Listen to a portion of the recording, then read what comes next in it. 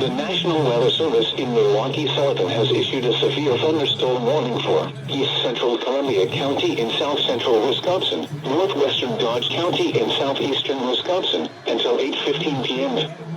At 7:33 p.m., a severe thunderstorm was located near Randolph, or 7 miles northwest of Beaver Dam, moving north at 10 miles an hour.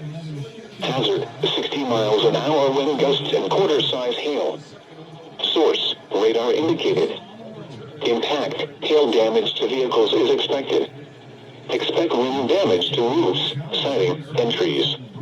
Locations impacted include Randolph, Fox Lake, Friesland, and Astico. For your protection, move to an interior room on the lowest floor of a building.